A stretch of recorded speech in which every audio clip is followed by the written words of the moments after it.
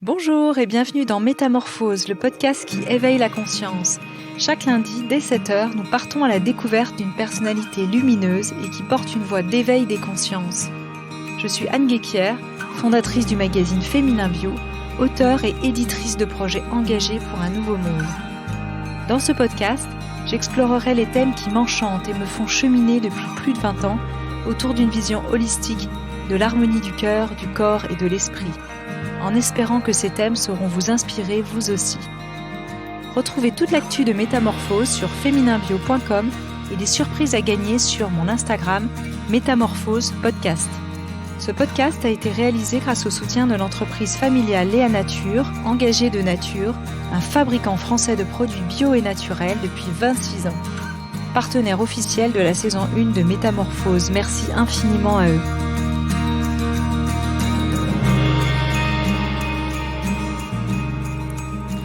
Aujourd'hui, pour parler de la femme initiatrice dans le couple, j'ai le plaisir d'accueillir une femme lumineuse et inspirante. Elle s'est formée à la thérapie centrée sur la personne de Carl Rogers et à de nombreuses méthodes comme l'EFT, la libération du corps, la Kundalini Yoga, Imago pour le couple et encore bien d'autres techniques. Elle découvre alors en cours le chemin du Tantra qui va être pour elle une révélation, la révélation d'une libération personnelle. Elle dit qu'elle trouve dans le Tantra le terreau fertile pour laisser germer le sacré qui vivait au fond. Elle peut enfin se réconcilier avec sa sexualité blessée et la relier à l'amour. C'est vraiment une manière d'ancrer le spirituel dans le charnel et de donner corps au mystère de la vie. Depuis plus de 15 ans, cette belle personne que vous allez découvrir co-anime avec son compagnon de route des ateliers de tantra pour couple, mais aussi des stages réservés aux femmes. Elle est l'auteure d'un livre qui s'appelle « La femme initiatrice dans le couple » aux éditions Guitry Daniel, qui est notre thème d'aujourd'hui. Alors, c'est parti pour la femme initiatrice au sein du couple. J'ai la joie d'accueillir Catherine Delorme. Bonjour Catherine. Bonjour Anne. Alors, est-ce que cette introduction te parle, évidemment ? Ben oui, quelque part, puisque c'est moi qui l'ai écrite et que c'est moi qui la vis. Parce que j'offre mon expérience. C'est pas un enseignement qui passe par le mental, ça passe par l'expérience vécue, par ce que j'ai observé, découvert, qui marche pour moi. Donc voilà, c'est plus facile de le transmettre, d'être cohérente et puis d'aller dans cette direction parce que c'est ce que je vis. Oui, alors tu dis également que on n'apprend nulle part finalement à aimer et à faire l'amour, et que finalement cela ne va pas de soi. Pourquoi finalement ? Déjà, on a cette croyance que si on aime, l'amour fera tout. Mais l'amour, lui tout seul, il fait rien. C'est pas une entité comme ça qui pourrait agir à notre insu. Nous sommes le résultat de l'amour. Donc c'est à nous d'apprendre à aimer, de faire des apprentissages qui manquent d'ailleurs dans notre vie. Hein. On se débrouille un petit peu comme on peut dans la sexualité, peut-être parce qu'on a entendu, parce qu'on a partagé en discutant, par peut-être des vidéos maintenant, parce que voilà, on a accès à beaucoup d'informations, choses qu'il n'y avait pas avant. Donc voilà, chacun se débrouille à sa manière, selon ses croyances, mais finalement, au bout d'un moment, c'est contre-productif. Parce qu'on en touche les limites. Parce que de mon point de vue, tout ce qu'on met en place, c'est quand même lié à nos mécanismes de survie, à notre ego, c'est-à-dire comment je me débrouille pour être aimé, en fait. Donc, on essaye d'abord de mettre en place des choses pour être aimé, alors que bien souvent, déjà, on ne s'aime pas soi-même. Alors, ça paraît fou parce que c'est vrai que l'amour, on a l'impression que c'est le sentiment le plus partagé, évidemment, au monde. Et encore, il y a plusieurs types d'amour. On parle ici de l'amour amoureux, de l'amour dans le couple. pour son conjoint, sa compagne, son compagnon, peu importe, hein, on parle de cet amour-là. Pourquoi n'est-ce pas si naturel finalement pourquoi cette blessure de l'amour de soi finalement nous empêche d'aimer l'autre? Bah déjà, l'amour, c'est la représentation de ce qu'on a reçu dans notre enfance, de papa, maman, des images qu'on a, de l'ambiance qu'il y avait à la maison, de la manière dont on a aimé. Donc, c'est de ça qu'on est imprégné. C'est ça qui va, je dirais, habiter notre intimité. Euh, pour moi, l'intimité, c'est les fondations, ce sont les fondations sur lesquelles on s'appuie pour être en relation, pour être aimé à partir de ce qu'on a vu, de ce qu'on a reçu, de ce qu'on a observé, de ce qu'on a ressenti. Donc voilà, on va s'y prendre à partir de ce qu'on connaît, de nos conditionnements, de nos croyances. Mais pas forcément à partir de quelque chose qui est vraiment juste. Je dirais que on s'appuie sur nos blessures pour être aimé, plus que sur quelque chose qui est solide, euh, qui est juste, autant pour soi que pour l'autre. Mmh. Alors c'est vrai qu'on dit aussi que les hommes viennent de Mars, les femmes viennent de Vénus. Est-ce qu'on vit vraiment sur aussi hommes-femmes sur deux planètes différentes, au-delà de nos blessures propres à chacun? J'ai l'impression que oui, dans nos fonctionnements, on a quand même des manières assez différentes de fonctionner, mais dans le fond, si on va vraiment toucher l'être, sans parler de polarité, sans parler de masculin ou de féminin, j'ai quand même cette sensation, depuis que je travaille avec les couples, que nous sommes pas si différents que ça. En tout cas, pour ce qui est au niveau de l'affection, des besoins affectifs, on n'est pas si différents. Après, on fonctionne différemment dans la vie, certes, mais tout au fond, du point de vue de l'être, on a les mêmes besoins. Mmh. Alors justement, on parle des besoins. Quel pourrait être, en tout cas dans l'intimité, est-ce que les besoins d'une femme sont les mêmes que les besoins d'un homme? Si on parle vraiment de la sexualité? Non, on n'a pas les mêmes besoins parce que notre corps n'est pas fait de la même façon. Au bout d'un moment, voilà, on peut s'accorder sur une sexualité qui sera plus de nature masculine, basée sur le faire, basée sur un but à atteindre, basée sur l'excitation, sur l'orgasme.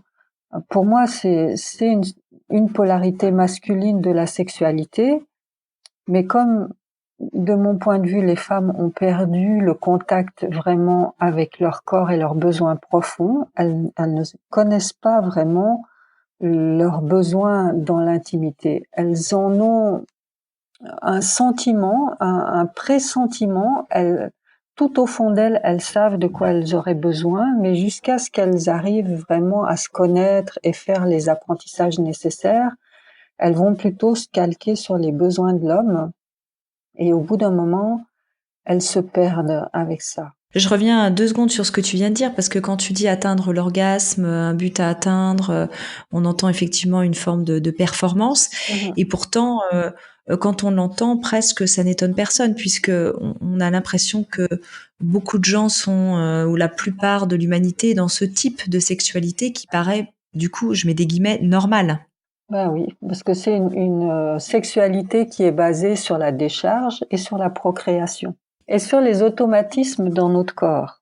Notre corps, il est magnifique et il est conçu et câblé pour procréer.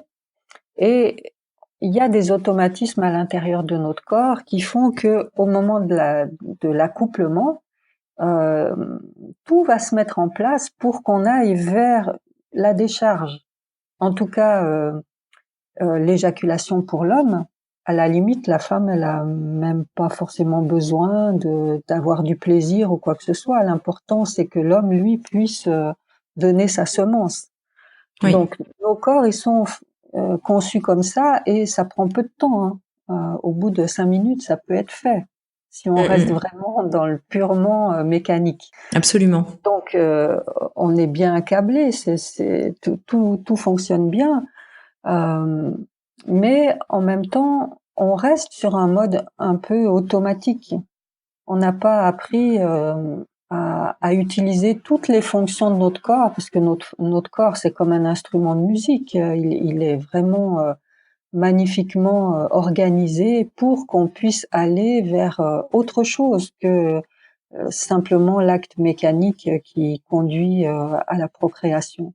Ensuite, c'est comment est-ce qu'on co-crée dans la relation pour pouvoir être vraiment dans le plaisir, dans l'extase, la détente, dans la rencontre profonde, dans la connexion. On est aussi câblé comme ça, mais personne ne nous l'apprend. Alors justement, si on n'est pas dans la performance et dans l'objectif de l'orgasme à tout prix, dans quoi est-on et comment est-ce qu'on peut qualifier ces états? C'est-à-dire que moi j'entends une forme d'élévation dans ce que tu dis, effectivement, qu'on est programmé pour se reproduire et donc on peut le faire très bien et ça on le sait le faire, mais on peut aussi être conscient, être humain, nous sommes des êtres conscients, nous élever et aller vers cette autre chose, cette autre relation. Alors comment justement pouvoir expérimenter ça et puis en tant que femme aussi pouvoir emmener son partenaire finalement vers cela. Alors notre énergie sexuelle, c'est exactement la même énergie que notre énergie vitale. C'est une énergie qui circule à l'intérieur de nous et si nous restons simplement dans ce que nous connaissons, je dirais dans nos mécanismes de survie, dans notre ego, je dirais rester petit, c'est-à-dire dans nos conditionnements, on va pas utiliser le plein potentiel de notre vitalité et notre vitalité, elle nous sert aussi à élever notre conscience, à aller vers une forme d'éveil, c'est-à-dire d'ouvrir nos sens, d'ouvrir nos perceptions, de nous ouvrir à quelque chose de plus grand, à la transcendance, etc. Et ça passe par cette énergie de base qui prend naissance à la base de notre colonne vertébrale, au niveau de nos organes génitaux. Donc, quand on apprend à utiliser cette énergie, et dans les stages, ce qu'on va apprendre, c'est comment utiliser son bassin, son corps pour que délier notre corps, pour respirer aussi de manière à pouvoir faire circuler cette énergie, aller dans notre ressenti au niveau du bassin, au niveau du périnée, parce qu'on a des portes, on a des clés, qui nous permettent de faire circuler cette énergie. Et quand cette énergie trouve son chemin le long de la colonne vertébrale, elle va éveiller tous nos centres d'énergie, qui sont des portes qui nous amènent à différents états de conscience et qui, en montant petit à petit, va se transformer, parce que nos chakras sont là pour transformer cette énergie un peu brute de décoffrage au premier chakra, parce que au premier chakra, par exemple, cette énergie brute, c'est comme la graine qui a besoin de casser la coquille pour que le germe sorte. Donc, il faut quand même quelque chose d'un peu explosif. C'est ce qu'on peut trouver dans la décharge orgastique, par exemple. C'est un peu du même ordre. C'est cette explosion d'énergie. Sauf que au lieu d'aller directement vers cette décharge orgastique, on va utiliser toutes les sensations pour faire circuler cette énergie qui va se raffiner au fur et à mesure qu'elle va monter dans notre corps pour se transformer en extase, en quelque chose qui fait que tout notre corps va se mettre à vibrer et à devenir orgasmique, c'est-à-dire que nos sens vont s'ouvrir, on va pouvoir être à l'écoute de toutes les sensations qui nous traversent, les accueillir et surtout se détendre dans cette énergie, à se détendre dans l'intensité. Puisque tu parles, alors tu as dit 2 mots intéressants qui sont orgastique et orgasmique. Orgastique était, je crois, un mot employé par William Reich, probablement un des premiers peut-être, je sais pas, pour définir cette onde de vie qui nous traverse. Est-ce que tu peux juste nous faire la petite précision peut-être entre les deux pour ceux qui ne le savent pas? Alors pour moi, la décharge orgastique, c'est quand on va soit activer le pénis dans le vagin, soit caresser le clitoris, pour que petit à petit, il y ait une sorte de tension qui monte. Et à ce moment-là, tout le corps se met sous tension, la musculature se met sous tension, la respiration va s'accélérer et venir se placer plutôt dans le haut du corps. Et toute cette tension du corps va amener vers une explosion qu'on appelle la décharge orgastique. Et à ce moment-là, après la décharge, il y a quelque chose qui retombe, qui décharge toute cette tension qu'il y a eu dans le corps. Ça, c'est la décharge orgastique. Et l'orgasme, c'est quand on peut jouer avec cette intensité pour la diffuser dans tout le corps. Donc, ça demande de savoir respirer dans son ventre, d'utiliser son bassin de manière à ce que l'énergie circule sans qu'il y ait trop de tension musculaire, de pouvoir jouer avec l'intensité et puis faire des pauses et puis respirer, se détendre pour que l'énergie qu'on a fait monter dans le feu puisse se diffuser un petit peu partout. Et puis cette énergie, elle fonctionne un peu comme une vague, c'est-à-dire que il y a le sommet de la vague, il y a le rouleau de la vague, et puis après la vague qui part sur la plage. Ben, c'est un peu la même chose. On va laisser monter l'énergie, sentir la tension, puis se détendre, et puis laisser toute cette intensité se diffuser dans le corps. À ce moment-là, ben voilà, par vague, on va sentir des montées d'énergie, des moments plus calmes. C'est un peu comme une danse à l'intérieur du corps. Et au bout d'un moment, voilà, le corps se met à vibrer et on va sentir que quelque chose se dilate à l'intérieur de nous, mais on va pas aller vers le sommet, c'est-à-dire vers l'explosion de l'énergie. On va plutôt aller vers ce qu'on appelle la vallée, c'est-à-dire se laisser descendre dans le creux de la vague, je dirais, pour laisser toute cette énergie se diffuser dans le corps et qu'elle puisse trouver son rythme. Donc voilà, ça devient orgasmique parce que ça touche tout le corps, alors que la décharge orgastique, elle reste uniquement au niveau du génital. D'accord. Alors c'est vrai que quand on t'entend parler, on pourrait se dire, et c'est ce qui me venait à l'esprit, de se dire finalement, on pourrait être dans une autre forme de technique, d'un autre type de performance et d'un autre type de plaisir, effectivement, qui n'a pas pour objectif la reproduction, dans une performance masculine, mais qui pourrait rester une forme finalement de performance ou de technique, de savoir faire l'amour joliment, avec tout cet état d'être et de grâce.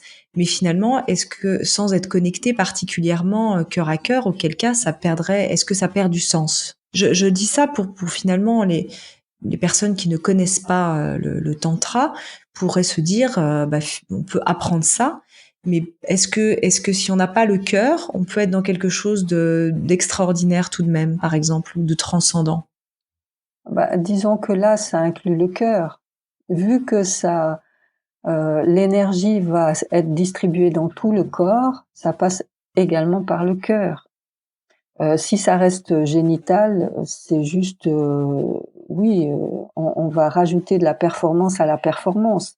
Alors que dans le tantra, on n'est pas dans la performance. Certes, on doit acquérir certains apprentissages pour s'y prendre différemment, pour pouvoir jouer avec cette énergie. Alors c'est vrai qu'au début, les apprentissages, c'est comme d'apprendre à conduire, hein.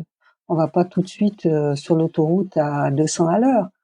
Oui, il faut acquérir des automatismes, Voilà, certes. voilà. Et une fois qu'on a acquis certaines compétences, on peut jouer avec cette énergie, ou c'est comme de jouer d'un instrument de musique. Notre corps est un instrument de musique, donc on va faire ces apprentissages-là. Et quand on commence à faire circuler cette énergie sexuelle, forcément que on va être dans une certaine ouverture de cœur, ouverture d'esprit, parce que s'il y a pas ça, c'est une autre technique qu'on va appliquer, mais c'est pas le but. Alors c'est pas le but dans ce qu'on cherche dans le tantra pur, je dirais, ou sacré, je sais pas comment est-ce qu'on pourrait l'appeler. Bah, le tantra, c'est d'abord et avant tout un enseignement spirituel.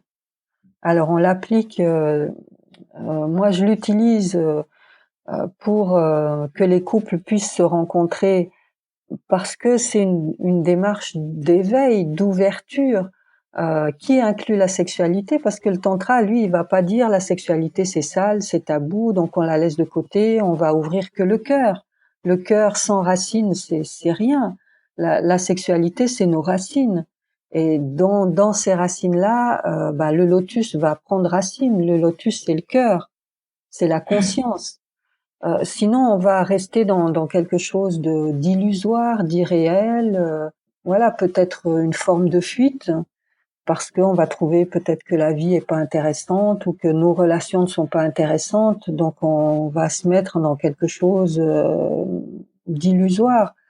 Moi, ce que j'ai besoin, c'est que quand j'amène les couples dans ces expériences-là, c'est pour ouvrir l'esprit, ouvrir le cœur, mais se servir de l'énergie de base qui est l'énergie sexuelle. Oui.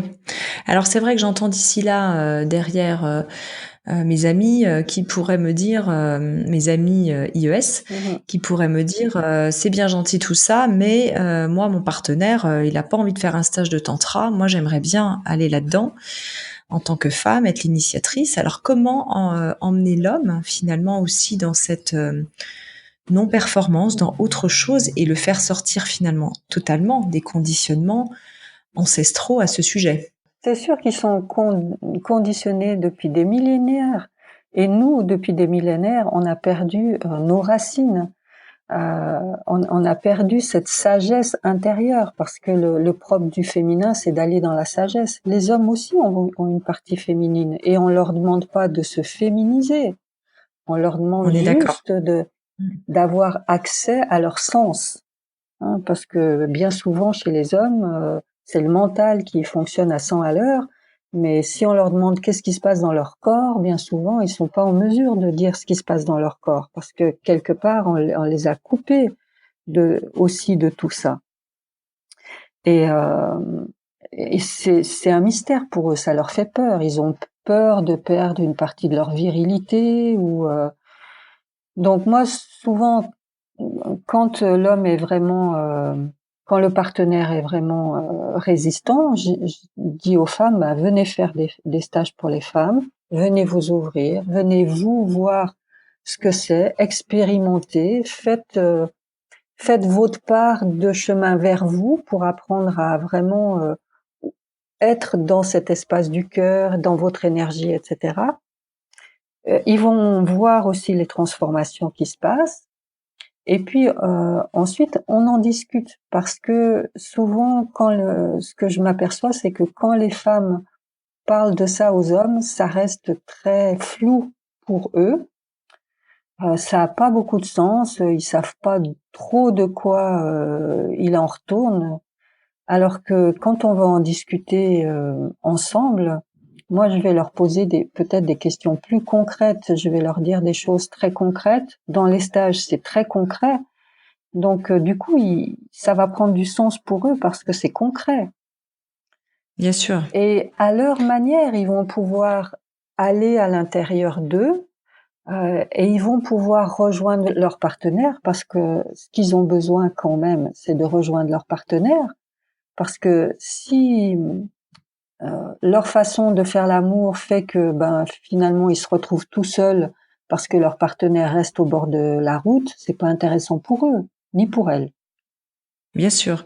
Alors, est-ce que nous sommes égaux au niveau du désir? Est-ce que les femmes ont autant de désir finalement que l'homme? Parce on entend encore une fois dans cet inconscient collectif dont on parle, la femme lassée de cet homme qui est justement dans une forme peut-être de performance, très demandeur, et elle, son désir, eh ben, je dirais qu'au fur et à mesure des années, il s'est un peu envolé peut-être? Je dirais qu'on a, au fond, derrière le désir sexuel, qu'est-ce qu'il y a? C'est un désir de connexion, c'est un désir de rencontre. Moi, quand je pose la question aux hommes qui s'inscrivent avec leur partenaire pour un stage couple, je leur dis, mais vous, qu'est-ce que vous aimeriez trouver dans la sexualité? Ils me parlent pas de performance, ils me parlent de lien. Ils me disent, mais j'aimerais rencontrer ma partenaire et j'aimerais sortir de ma tête. Donc, Mmh. ils ont aussi, tout comme nous, ce désir d'entrer en communion, en connexion, mais ils n'ont pas les clés et en même temps, comme ils n'ont pas les solutions, ça leur fait très peur. Donc, nous, quand notre désir s'éteint, c'est pas qu'on n'a plus envie de désir sexuel, c'est qu'on n'a plus envie de se retrouver au bord de la route, de se retrouver seul, de ne pas pouvoir avoir cette connexion totale sexe-cœur. Parce que si on reste Oui. dans une sexualité mécanique, ça reste très génital. Et c'est pas satisfaisant ni pour l'un ni pour l'autre. L'homme, s'il est allé vers l'éjaculation, qu'il a eu cette décharge orgastique, il peut trouver ça bon. Et puis tant qu'il n'a pas connu autre chose, pour lui c'est bon. Puis tant que ça marche, tant mieux, quoi. Mais nous, les femmes, on aspire à quelque chose de plus grand. Et quand il peut y avoir vraiment cette connexion avec notre partenaire, ça va soutenir le désir de la rencontre. Et si chacun, en ayant fait des apprentissages, on sait comment trouver le chemin vers la rencontre, la rencontre, il y en aura souvent. Et bien plus souvent Oui. qu'avant. Parce que chacun sera comblé, et sachant que chacun sera comblé, on y va. Et puis on va plus mettre à tout prix l'accent sur la décharge orgastique ou sur une finalité. On va mettre l'accent sur la rencontre. Oui. Est-ce que nous sommes tous capables de faire ce chemin, ou est-ce que, en fonction de nos blessures, de nos conditionnements, de ce qu'on a vécu, je pense aussi, on sait qu'aujourd'hui, ce tabou se lève aussi sur les attouchements, les viols. Beaucoup de femmes sont blessées, d'hommes aussi également, mais de nombreuses femmes. Est-ce que c'est un chemin aussi de résilience avec son corps, avec son être? Est-ce qu'on peut vraiment retrouver tout autre chose malgré son histoire? Je dirais que c'est accessible aux personnes qui veulent bien faire cette démarche. Je dirais peut-être dans mon cas, c'est parce que j'ai eu la chance de tomber sur des thérapeutes qui étaient dans cet accueil, dans cette bienveillance, avec qui je me suis sentie en sécurité pour y aller. Oui, parce que tu dis que tu avais une sexualité blessée, tu dis sur ton site internet. Oui. Suite à une agression sexuelle à l'âge de 16 ans, mon corps s'est fermé. Même si dans ma tête, je pouvais aller dans la sexualité, en fait, mon corps était blindé, fermé, je ressentais rien du tout. Donc, je pouvais très bien m'accorder avec ça, hein. Et il y a beaucoup de femmes qui font comme ça. Sauf que au bout d'un moment, c'est devenu insupportable. Donc, j'ai fait cette démarche. Et le fait d'avoir rencontré cette sécurité fait que c'est ça que je peux offrir. Donc, ce que je vois, c'est que dans mes stages, les personnes qui ont été blessées sexuellement vont pouvoir réparer quelque chose, se réapproprier leur corps, revenir dans leurs sensations, faire la paix avec elles-mêmes, etc. Tout le monde n'est pas prêt à faire ça. Bien sûr, c'est un chemin Voilà. très personnel. Oui. Comment sortir de la routine et des habitudes justement qui peuvent à long terme peut-être tuer le désir, c'est-à-dire qu'on connaît l'autre par cœur, il a perdu aussi certainement une part de mystère. Alors là, je parle pour des couples probablement plus routiniers qui sont ensemble depuis plus longtemps, mais peut-être même pas que, peut-être que certains tombent dans la routine finalement assez rapidement, j'en sais rien. Ouais. Mais il y a vraiment ce grand questionnement de comment réenchanter le couple aussi au niveau du désir. Sommes-nous faits finalement pour programmer pour réenchanter ce désir? Et puis une fois les enfants, les enfants sont plus grands, etc., pour des couples peut-être aussi plus matures. Le dernier couple que j'ai eu en stage était marié depuis 52 ans. Ah. Donc c'est beau, voilà. Oui, très. Ils avaient peur de pas être à leur place, d'être trop vieux, etc. Alors que c'était juste magnifique pour chacun de voir que après 52 ans, c'est toujours possible de réenchanter la relation, de se découvrir, de continuer à cultiver cet espace de proximité, d'amour, de respect, de bienveillance, parce que c'est un espace qui se cultive comme un jardin. C'est tous les jours. C'est pour ça que l'amour ne va pas de soi, ça se cultive par une manière de communiquer qui soit bienveillante dans l'écoute, une manière de s'approcher, de se toucher. Voilà, ça fait partie des apprentissages qu'on devrait faire à l'école. On en est loin encore, hélas, mais c'est vrai qu'il y a un grand appel de ce côté-là. Alors, l'heure tourne et il y a une question récurrente, enfin 2 questions récurrentes que je pose pour cette émission, pour le podcast Métamorphose qui éveille la conscience, qui est qu'est-ce qui t'a permis à toi de te métamorphoser et de déployer tes ailes? Est-ce que il y a eu une période d'éveil ou est-ce que ça a été un chemin, quelque chose à nous partager à ce sujet? Bah oui, c'est un chemin que je fais depuis 20 ans. Je suis chercheuse et j'aime chercher. Je trouve aussi, je ne fais pas que chercher, je trouve. Je trouve ma paix intérieure, je me trouve moi. Mais c'est un chemin, et c'est un chemin qui est passé par le corps, pas par la tête. Parce qu'en thérapie plus analytique, ou lorsque ça passait par le mental, oui, je comprenais beaucoup de choses, mais dans mon corps, ça changeait pas grand-chose. Donc, ce qui m'a sauvée, c'est vraiment de pouvoir travailler sur le corps, avec mon corps, de me réapproprier mon corps, mon être, mes sensations, de devenir plus vivante, plus joyeuse, plus ouverte. Je dirais que oui, si après la blessure, mon corps était mon ennemi, maintenant mon corps est vraiment mon ami, parce que c'est grâce à lui et à toute l'intelligence qu'il y a dans ce corps qui est vraiment magnifique à découvrir. C'est ça qui fait que je me sens plus vivante dans ma puissance, dans ma créativité, bien dans la vie. Je sais que tu aimes beaucoup la musique et tu prends de nombreuses métaphores de l'instrument de musique et je trouve ça très beau. On pourrait dire qu'aujourd'hui tu es comme un grand musicien ou une grande musicienne, que tu utilises toute la palette des possibilités de ton instrument. Oui, oui. D'accord. Ça me va bien.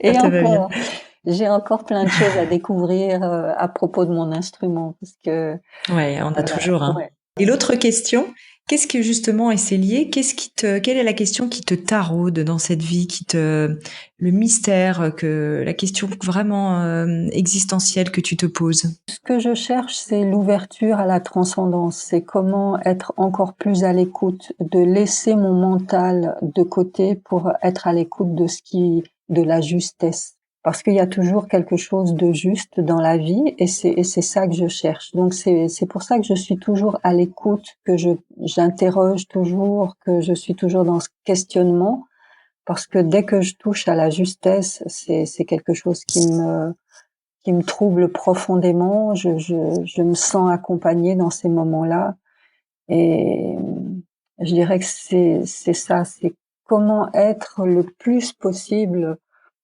en adéquation avec tout ce qui nous entoure, avec cette conscience qui est là, dans laquelle nous baignons, qu'on ne voit pas, mais qui est là. Catherine, merci beaucoup pour cette passionnante discussion. Oui, c'est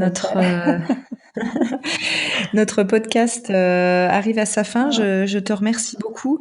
Je pense que chacune et chacun mérite comme tu le dis, de vivre une relation amoureuse riche et épanouie. Et je pense qu'aujourd'hui, tu as donné des pistes, en tout cas, pour pouvoir approfondir, démarrer cette voie en fonction de là où on en est, nous, chacune sur notre chemin.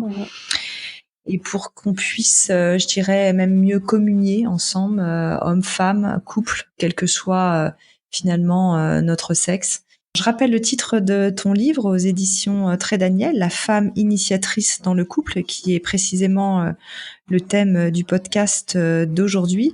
Et puis évidemment, si les personnes veulent suivre tes stages, ils peuvent aller sur ton site internet et te trouver très facilement sur internet avec ton nom, Catherine Delorme. Catherine, merci beaucoup. Merci Anne, à bientôt. Merci de nous avoir écoutés.